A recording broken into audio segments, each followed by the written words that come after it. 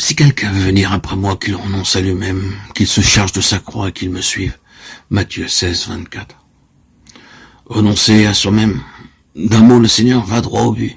Il arrive que l'homme soit prêt à renoncer à certaines choses, à des choses agréables. Il arrive qu'il soit prêt à renoncer au péché. Mais renoncer à soi-même, à ce moi qu'il chérit tant, renoncer à en faire le mobile de sa vie, le ressort de ses actions, détrôner le moi pour que Jésus prenne sa place.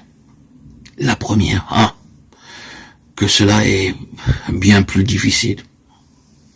Renoncer à soi-même, frères et sœurs bien-aimés en Christ, l'emploi de tout autre mot eût amoindri, limité le champ d'action de la croix, et par conséquent, limiter la délivrance. En effet, chers amis, le résultat ultime de la croix, c'est l'affranchissement de soi-même, la délivrance du moi.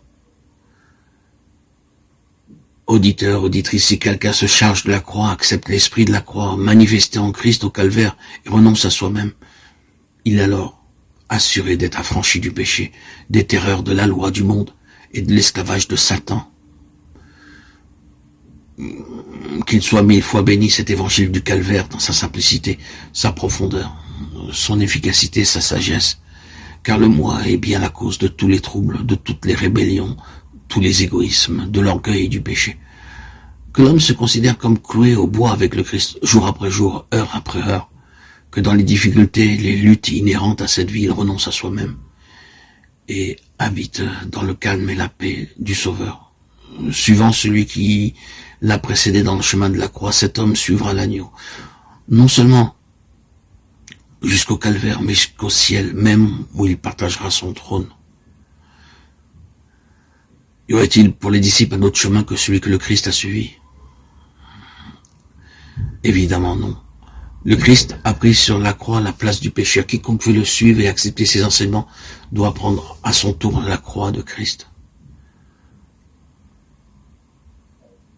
Lorsque les disciples avaient commencé à suivre Jésus de Nazareth, ils n'avaient sûrement jamais entrevu la possibilité du calvaire. Jésus les avait appelés, ils crurent qu'il était le Christ et le suivirent.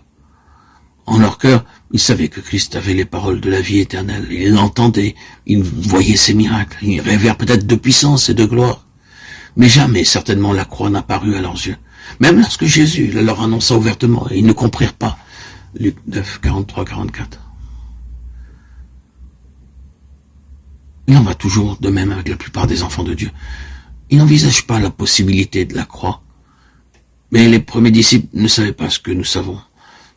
La tragédie du calvaire ne s'était pas encore déroulée sous leurs yeux. Ceux qui suivent un Seigneur crucifié doivent l'être à leur tour. Ici-bas, la croix. Au ciel seulement.